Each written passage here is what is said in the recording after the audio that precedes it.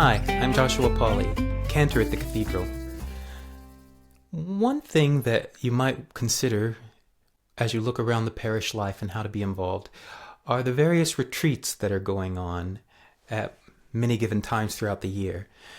If you have one that works for you, if you see one that you're able to attend, being involved in that can be a great way to connect with your fellow parishioners and to have a spiritual connection with the Lord.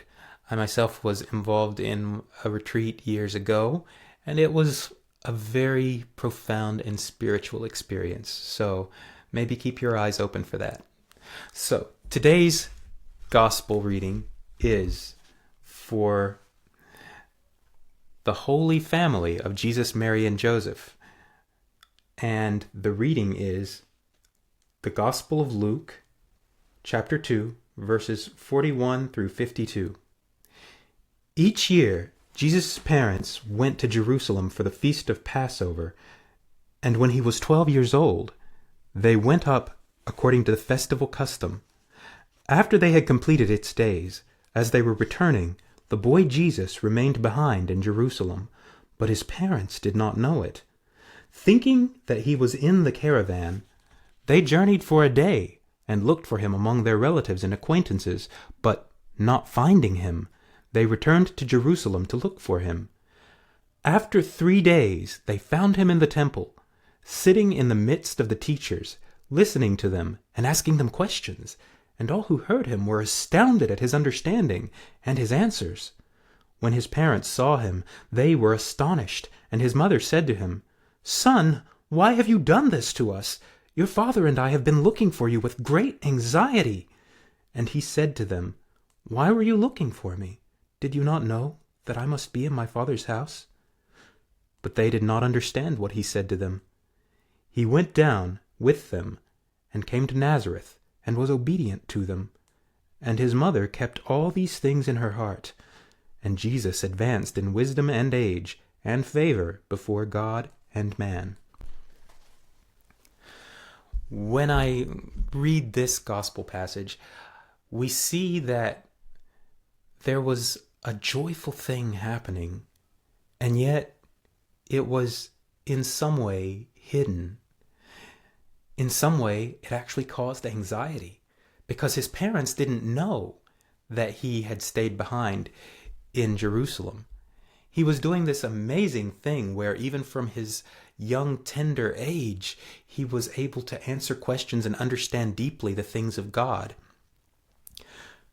But for Mary and Joseph, this was a worrisome time. I think of the fact that in spite of the season we're now in, the Christmas season, a joyful time, so many out there are not experiencing that joy. So many of you may be experiencing anxieties about the season. Maybe you feel like you're not in the spirit of things. If that's you, know that you join Mary and Joseph in their anxiety during this time when Jesus was a child. God is still with you. God is still with you, understanding things that no one else can, having an understanding that could astonish us if we only knew. But for the moment, we just don't have our sights on him, literally. We have to see through those eyes of faith.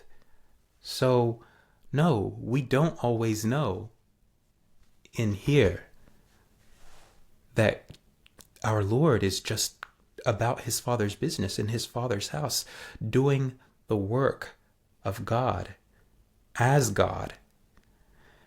And that's still in keeping with the spirit of the season, as these readings show. So we must not give up hope. We have to have faith that even when we don't see, even when we are in anxiety, somehow things are okay.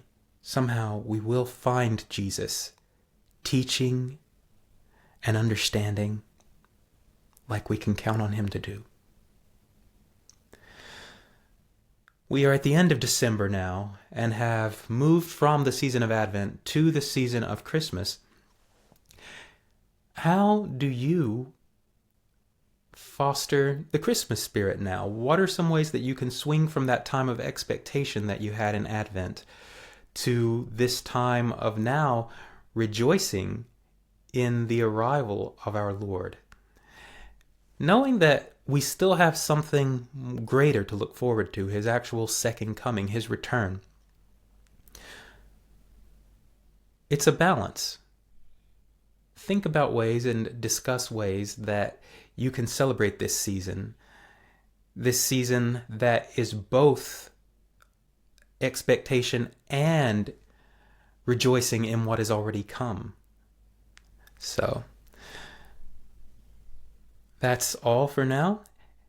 This is, for now, my last week doing the videos. I thank all of you for watching, and I've enjoyed this time. While I won't be the one here, in general though, we'll still see you next week. So, as always, may your prayers be heard, and may your intentions be well aimed. God bless you. Bye.